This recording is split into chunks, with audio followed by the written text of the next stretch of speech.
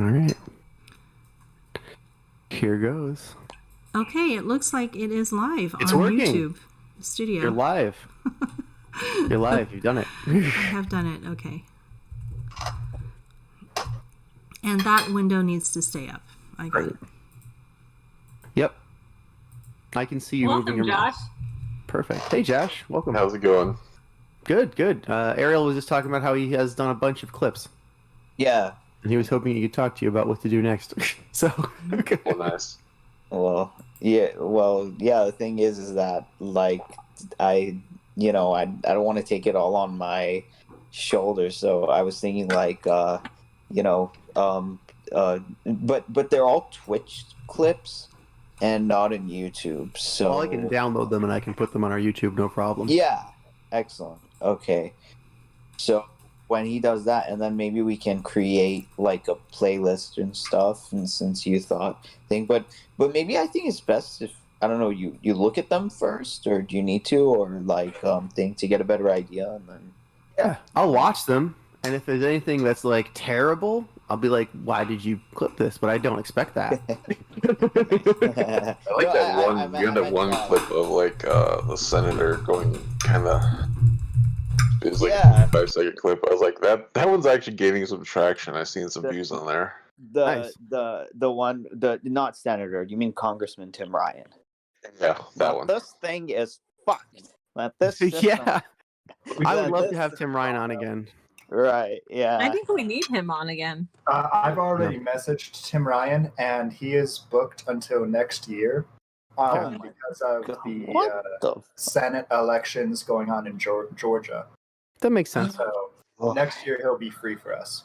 That makes sense. But I think we should get a senator. We'll all be dead by next year without you. Let's get AOC on. She used to be poor before she became a senator. We may have to get used to that. She used to work a real job. She was a bartender.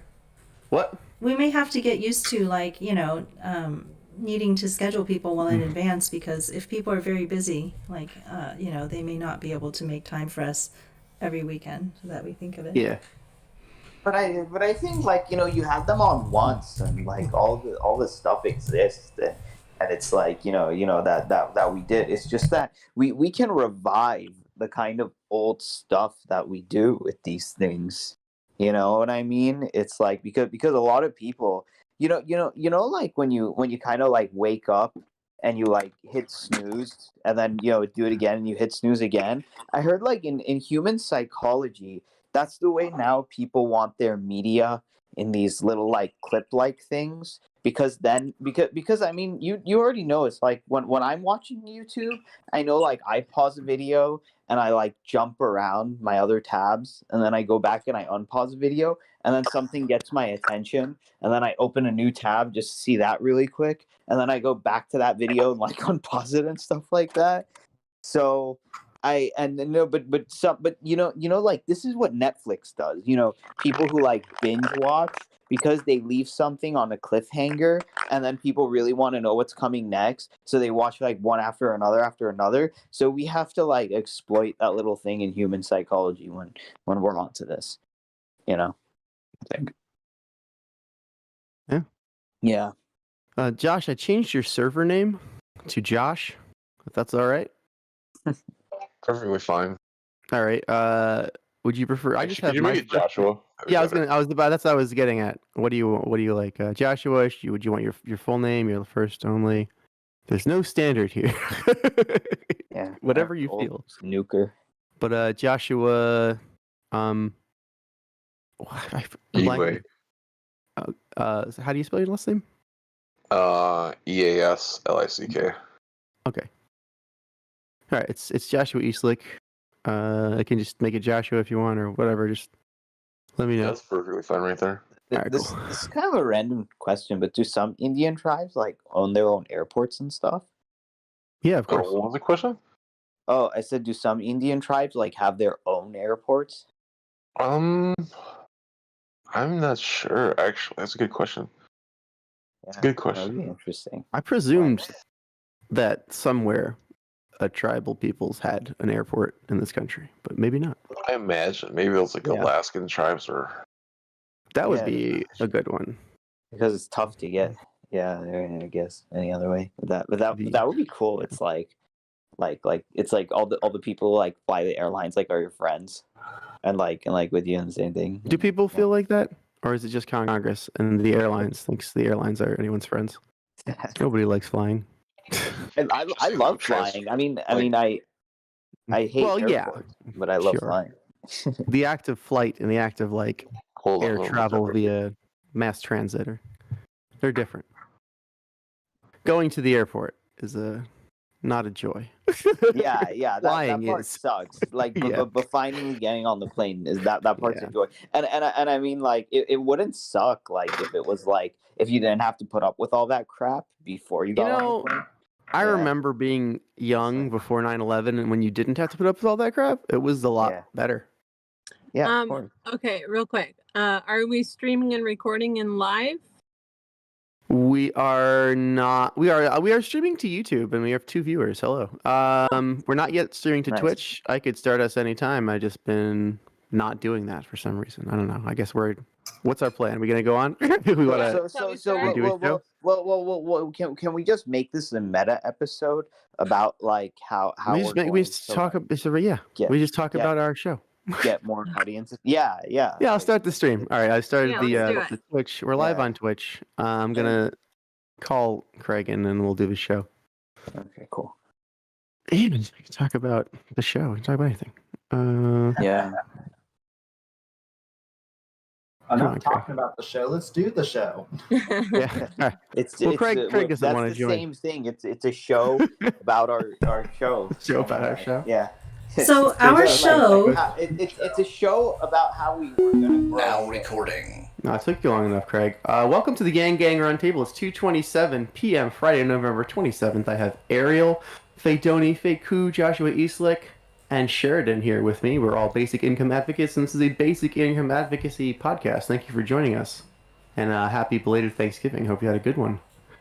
Yes. How's everybody doing? Or Indigenous Peoples Day. I think that's the thing that replaces Columbus Day. Yeah, that is the thing that replaces Columbus Day. But I will tell our audience to go ahead and go shop Black small businesses today on Black Friday. They all have deals. Right. So they definitely need your help. A slight redefinition of that Black Friday. So I like that. Is there a black-owned big box? No. Even if there is, don't. I don't think so. I had just a matter of trivia. Is there a Indian-owned big box? Yeah, like Kanye West owns Target. Surprise! I don't know.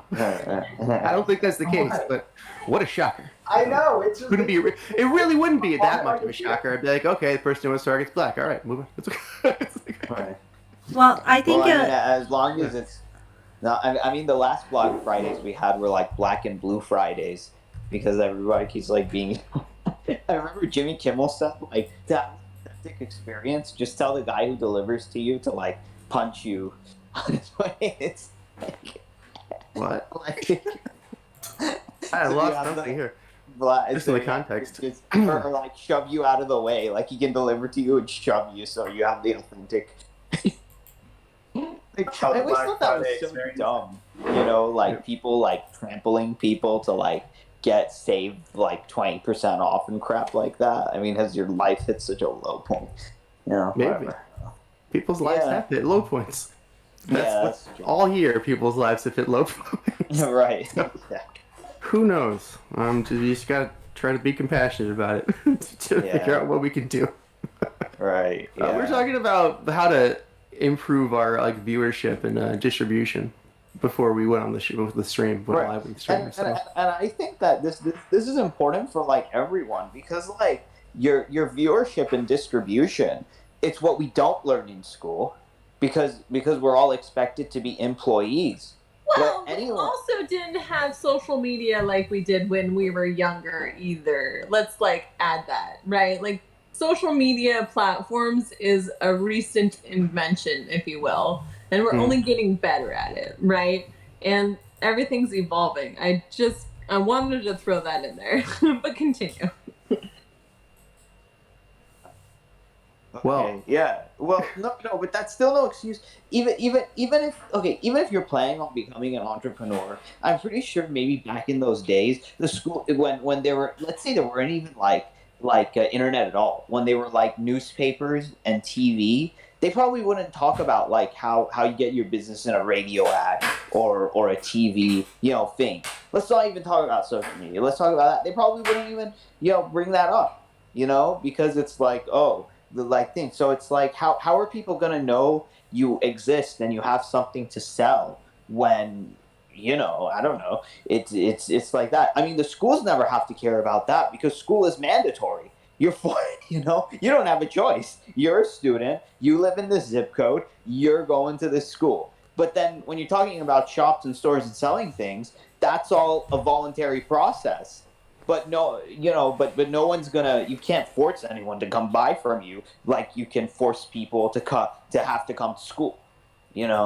Well, I think you have a valid point that like there is a certain aspect, especially for artists. Like I don't know who I was talking to. They're like, a lot of the artists I met, like they got taught everything in art school on how to make the art and all this, but nothing on the business end of it, right? Nothing Right, about yeah. selling it, nothing about marketing themselves.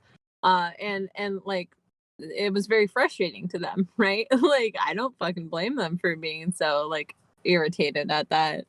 Yeah, but like it's not just our country, I think, that like doesn't know how to do anything like this. I think other countries too don't have this kind of voice and platform, right? They don't even have resources sometimes, maybe they don't have a lot. And like uh, the reason I Yeah. bring this up is because I'm talking to someone in Kenya, that guy Vincent who came on our Right. show. Yeah. He's trying to fund and he doesn't even know how to do it. I'm like, dude, I don't know either, but here's what I've learned. Here's Right, some right. strategies you can You see, try. and this is the crux of the issue right here is like we're like business illiterate when we get out of school, and it's like unless we like specifically take. I even remember I had an entrepreneurship course in high school. It wasn't that great. Um, because they like when they all say like, oh well, then if you can't get a job or if you're having trouble getting hired, just start your own business. It's like, idiot. Like we were never like that. Even if you did invest in something to start your own business and it was really amazing and nobody knew it existed, it wouldn't matter. You'd still go bust because no one's gonna know how good your product is if they never buy it. Or if they don't even know it's out there. And that's the thing that's really interesting. And then the only image that we have in our heads as Americans of like child entrepreneurship is either like the lemonade stand or the Girl Scout cookies. And that's it. And it's like, what the hell? Like That's an interesting point that you bring up, though. Like child entrepreneurship, right? You think that's Right. that's interesting. Yeah.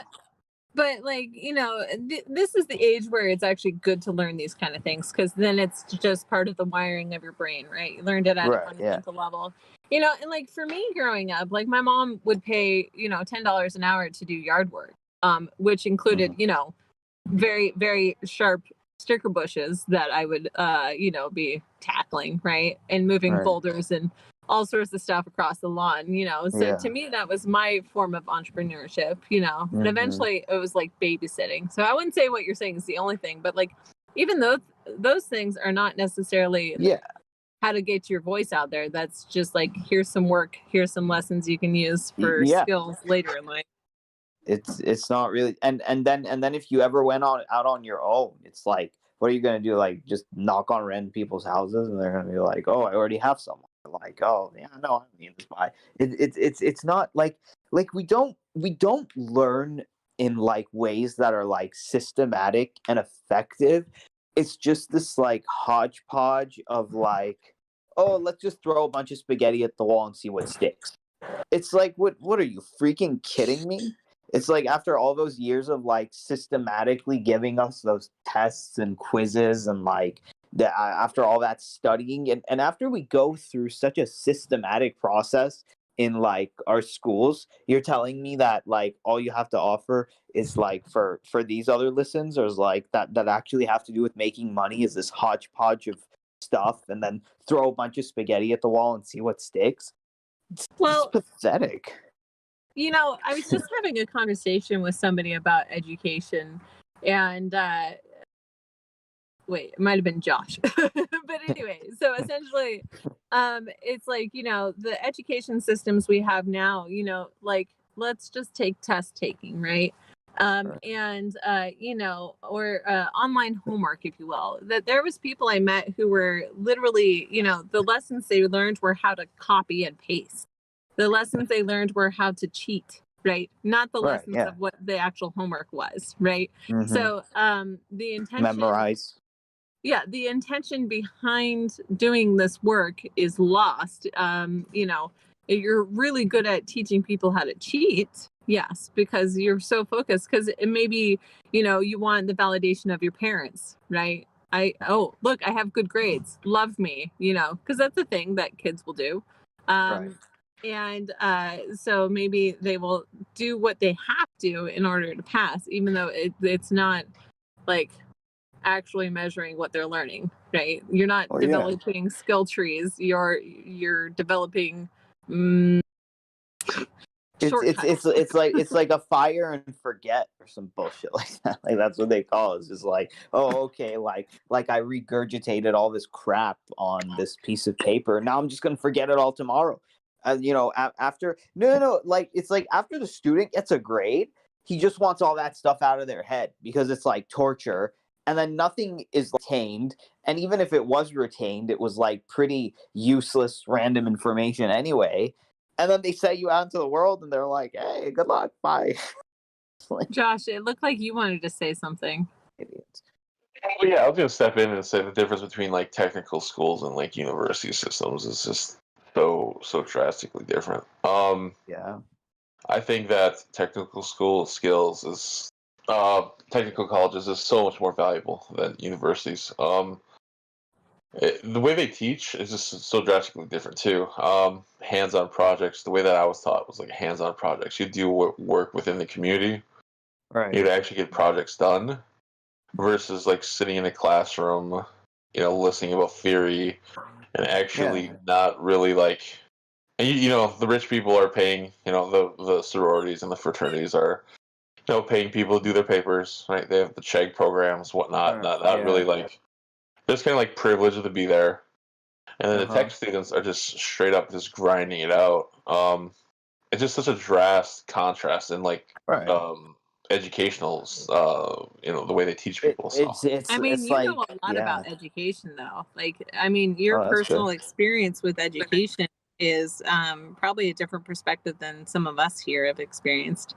But even your experience with education, I mean, you've even come to the struggle of they don't know how to teach you. Yeah. The situation is like because I went through the tech schools, I learned how to actually like work, right? So I learned to like sit down and like develop a project like right there and then. But like when I brought them skills to like the university level, it just they really didn't know what to do, and being Native American as well, they really didn't know how to like they didn't really know how to come at you because you're just it's not theory based, it's you're actually like developing a product and an idea and pushing that idea and product out there instead of like sitting back and like theorizing. And I'm not a fan of the university system right now. I don't know. Like I think like the whole generation was like duped by like ignorant parents. But the only reason that the rich would send their kids to these like theory based, you know, universities wasn't. I don't think it was because like they would get out and like think that they like knew more. Like when these already rich kids from rich families went to these university systems, I think it was really the networks that were already in place there anyway that really helped them, like maybe the sororities and fraternities and all of that stuff. And when they got out, it was like they were already networked into this system of like having rich parents and like a rich network already pre-made. Well, And yeah, and then but it wasn't really their education that did that. It was most likely their already rich networks that they were already plugged into since birth. so let's look at different types of education systems. So I went to a community college and then I went to a university, right? And I got my community college degree and a year towards a bachelor's in psychology, but the other one was just an associate's in arts, right? And these schools didn't have the fraternities, they didn't have these like party things, right? They were just like, this is the education, this is what you're getting, you know. So not all colleges are alike, right? Um, and I feel like, you know, they really did try to give me a good basis of other education while doing this, right? But like the requirements they had for me to do like the degree, you know, there's not an easy way to transition into a different uh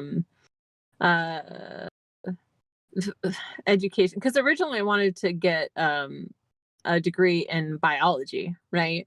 And then I took the biology class and I was like, fuck this biology class, right?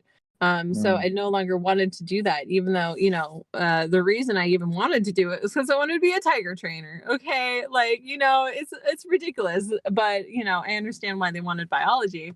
But it just, it was not worth it to me anymore, and so I went Well, towards an associate's, and then well, like I'm the overarching like whole generation of parents who looked down on what like Josh is talking about, these technical skills in favor of, you know, the theoretical 4-year university kind of like just sitting in a class, is because they said, oh, like after our kids get those degrees, that they're finally going to join the ranks of like the really really rich, you know, thing. But like at that time it was like, oh, you have a pulse, you know, so with some of these jobs that like the older generation got, you have a pulse and a beating heart, you're hired.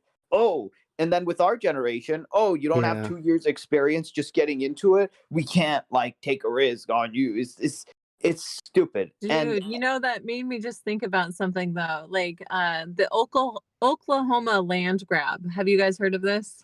I No. think that's what it no. was called. Essentially, like people just like got these flags and they were all like, all right, you gotta go to this coast and then you go out and you just grab whatever land and you use this flag to claim it, right? Like that was how the land was captured, okay? And like some people cheated the system and they left early and they like claimed their land early, okay? Like Right. but can you imagine there was so much land that this is what they did, right? But like you know, you got to look at these things with gentle curiosity. Like, I mean, what was required to obtain things has shifted entirely, right? You got to look at it with gentle curiosity of like, where did these people learn their life experiences and like how did they obtain things? And like there's such a huge shift, right? Now we're inheriting land, right, from other people. You know, maybe because I was asking, how could I get a plot of land, or how could I start my own farm? Essentially, was the question, you know, and to have it like, just people learn blah blah blah, and realistically, the person's advice that I was asking was just like, inherit land. That's a good way to do it. I'm like, well, that's Yeah. unfortunate. Right. Yeah. Well, yeah, the Way to times do change. anything. And I'm just saying, I don't think it was the back then it was like the knowledge and the degrees people got from college that maintained their financial status. It was just like their family that just said, it was just a generational family thing that like, oh, our parents went here, and our, you know, and our great grandparents went here, and you're going here too. And then they could have just gotten that degree, forget everything that they learned, and it was like, oh, now you have this piece of paper. Welcome to the job that your mom and dad had too, and that like really, so here you go. And it was like There's a word for what you're describing, Ariel, and that word is nepotism. Right. Yeah, it was nepotism. So people thought it was the university, but it was really the nepotism and the network. And then you had to like make your way into that network. It was not a meritocracy. The meritocracy is a load of crap. No, it was a nepotistic network. Yeah, it was a nepotistic network, and people are saying like nepotism real quick. oh, I'm so sorry. Can you just nepotism? Nepotism is a situation where jobs or other things are simply handed to people based on personal favor or personal connections, as opposed to job merit. That is nepotism. So if laws, so it's a little bit more specific than that. It's a legal term. Political favors or economic favors to family. Is it only to family? Okay. It's not just personal friends. Right. So if I have like a shitty kid and then I become the king of the world and I give the best job to the kid, even though he's not good at it and doesn't deserve it, Donald Trump. That's nepotism. Well, yeah, nepotism I think originated from a root for nephew, the same as nephew. So it's giving the jobs to your family or friends. Nepotism. Yeah. Mm-hmm. Right. Yeah, or, for sure. You know, and I mean, like, look at Trump. He put up like all of his look. 7 out of the how many speakers they had at the RNC presidential whatever were related to Trump. All had Trump last name. Was that a coincidence? No, obviously. So that's the thing, and that's why, and then people who weren't part of these networks were duped into actually thinking it was like the university itself. That's the part that's really pathetic. They're like, oh, I just get education. But the thing is that like when these kids came out, it was like, oh, okay, so like what do we do now? And it's like, oh, all the debt that you've accrued and all the things that your time was wasted on, that's your fault. Even though we've like, been pounding this idea into your head that like the only way to get, ahead in life is through one of these degrees. So, I mean, like realistically, it seems like obviously education needs to shift, and we've brought this up many times on the show. But like for right now, where we are with this pandemic and where we want to go, like how could we optimize the time we have right now? Well, like well, that's why we have here, and that's what we're talking about. So let's see. How are we? Oh yeah, and then I wanted to say that like this is really important for our audience too. So if we're talking about like engaging more people and getting them involved and getting more views, it's not just for us, but when we talk about how that process works, it can help whoever's listening too. And that's the part that like you know what I would love to see like the thing is like we only look at things from the front end, but if I'd be so much happier if I got a chance to see things in the back end. Like if I'm watching my favorite TV show or my favorite or watching my favorite Netflix movie or a movie I want to see how is the sausage made. You know what I'm talking about? Like those are the parts that interest me the most, even though it may take the magic out of it, because when you're just looking at as a kid, like when you believed in magic, it was like, oh, this card came out of nowhere. But I think like a lot of people don't want to spoil the fun and have these things explained to them. But I love when things are explained to me. I love knowing about like the origins or something, or like where it came from, or how something became the way that it is, and what was the process, and that's the kind of thing that we don't get when we're in school. It's like we don't see the behind. we don't understand the process of learning. Like, okay, so if I had a conversation with you and I wanted to, understand this thing that you're an expert in, right? And I'm like, okay, so how do I even start into the world that you know, right? I would almost need you to tell me the terminology I even have to research, right? I would need to understand the language. I would need probably diagrams. I would need like maybe to see you do it, right? These are learning styles. And then I would need to maybe have you watch me because there's obviously things I miss, ask questions as I go. And then maybe I can finally do it on my own, right? Just like for an example is my friend Xander who has this Brutastic soaps. He makes his own beer soap, right? And so he makes it and then he packages it and then sends it out. Well, I know nothing about the business side, right? It's time to show me. He could tell me, but I would need to be shown in order to know, like even where these things are found, right? The recipes he uses. You know, if I want to know how to make beard oil, I don't know. How would I do that? But he pulls out the different things and I get to see it. And and then I got to see the business side of it, the fulfillment of it, like how he pulled up Etsy and how he pulled up eBay and how he pulled up his actual website orders, right? And so like I got to see that process and I got to help cut up cardboard to put around the thing and we went to FedEx to print labels on it and then I helped put that together and then he showed me how they like shrink wrap it with plastic and a heat gun, right? Cool. Yeah, and see, I wouldn't have known how to do any of this. I could see the final product, right? But I wouldn't know how it was made. Yeah, like that, and that's kind of like the part when I like worked at like a Best Buy and I went into the back and I saw the way like how there were these things that were called keepers that they would put the video games in. So like they need this magnet thing to like open them and how these spider wraps worked and stuff like that. And like I mean I actually like being on the production side myself. I prefer that than being on the consumer side. Because like, what does it take to be a consumer? I mean, it's not really that hard.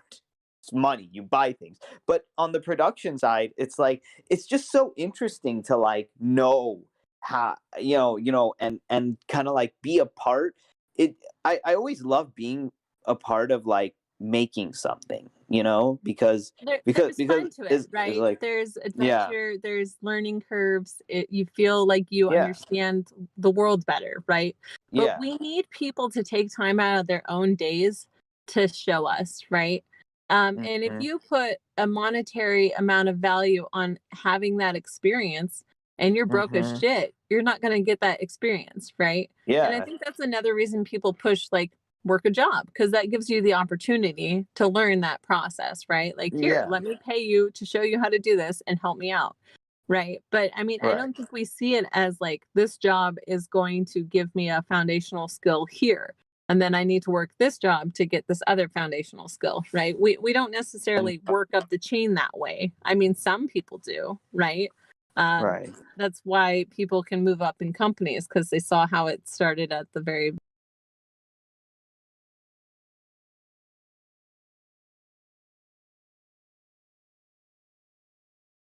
bottom and then next thing you know they're the CEO. But if you don't like how a job's doing it, do you really want to work for that person? And like and or do you even qualify for that position, right? Like you need that experience without this blockage of money. So that's where networking and having friends and family and school does come into play, right? You can learn these things. It's just I think we're very disconnected. but I think the opportunity cost of having a system of schooling that wastes so much of our time on frivolous bullshit and memorization and regurgitation is a travesty. It is a disgusting travesty, and that's basically it. Let me see. So Josh, getting back to so let's actually talk about like for the So I people. actually had a question. I was actually going to interject a little bit. I didn't want to like interrupt you guys talking a little Sure, bit. But go ahead. do you think like academia has like a issue with like actually being able to like teach like normal people? Like how do I say this? How do I say this properly? Because what it feels like academia has exploded into this whole administrational monster now, right? You're It's right. grown up like So tenfold from what it was back like 20, 30 years ago. you're Do you absolutely think that they have an issue of like actually being able to I'm trying to word this out properly. well, They're while you they're, think they're so about that, used to just pushing people like working in academia that they don't know how to educate people Oh, outside of academia in yeah, that yeah. space. You're absolutely right. It's actually like a school that's created to make teachers, to make more teachers, to make teachers, to make teachers. So everybody's just teaching, and no one's actually doing. well, Yeah, it's a little yeah, bit and that more was than that was that. the issue that I found out. I found out that like man, like Yeah. I'm like man, I'm coming to like this university 2,000 miles away to do research to actually make it applicable to like my community. But it seems like 80% of the people here are just wanting to stay in academia like forever. Like it's Yeah. like La La Land, man. Well, oh, There, dude. Yeah. Yeah. there's actually a For, few systems set up for that. Namely, like you were saying, the administrative weight of having student loans and the federal funding that most universities enjoy does weigh down a lot of the labor pool that can actually be funded. So we aren't getting as many teachers from it's that yeah. area, and there's another couple of different pathways that ensure people stay in academia, Yeah. so that they Oh keep yeah. getting more titles, more federal funding, and Oh. keep the entire Blech. system more or less going. Yeah. And It's that's why when you talk to these masters and doctors in these technical schools, they will tell you that a lot of their peers have left earlier to get industry jobs that pay better because of this. And it's an yeah. awkward duality where as you become more knowledgeable in academia, you become a more generally good professional worker, but you become smarter and smarter on less and less until you know nothing or know absolutely everything Except about nothing, basically. yeah. It's basically just like one big like academic circle jerk with these people. The funding incentives that I mentioned, the federal Yeah. funding that these universities enjoy and have to keep applying for instead of just getting, and it's the pathway problem as well, which keeps forcing people to keep applying for more funding for their pathway. Isn't that like just doubling down on like the economic burden of the United States? Like you're legitimately paying for these So students to like there is an To do argument nothing. for that, but the technical value of whatever these students create is so much larger than the cost. We aren't seeing it in the macro.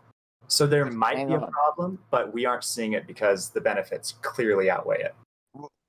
But hang on, like, are you talking about the benefits of like this theoretical education? Because No, I'm talking about the benefits of actual patents getting made and used in industry. oh, okay, yeah, but I mean, how much of academia is that? You know, That's the point. That's the Right. whole point. A lot of it isn't that. A Right. lot of it is just administrative weight and teaching normal Yeah, people to just so have professional skills. it's just like a bureaucracy that creates more bureaucracy for the sake of bureaucracy, which is like Soviet style bullshit. I mean, in a way, all government and institution are like that. It's just we've Right. worked in such an interesting way that the government tries to absolve itself of responsibility to its self-governance.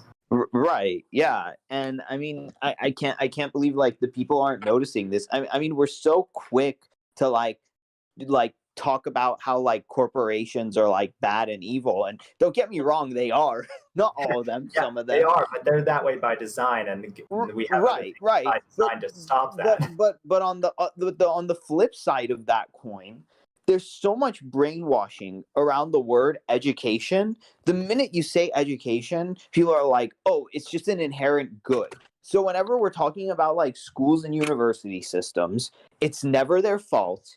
We're always giving them the pass. They're like the teachers of our kids, and owed to, love them, and like all of our brainwashing that we get when we're younger, that like, oh, teachers are like, sacrificial lambs, and like we should build statues to them and pay them more money, and the problem is we're not loving them more. It's like, get out of here. I I always found that interesting, even like when I was at university. It's almost like teach you that you're better than everyone else, and I'm like, it's such an odd feeling that like the university would press that type of agenda. Yeah. But why do they? Well, they want because you pay them. Yeah, you're paying them.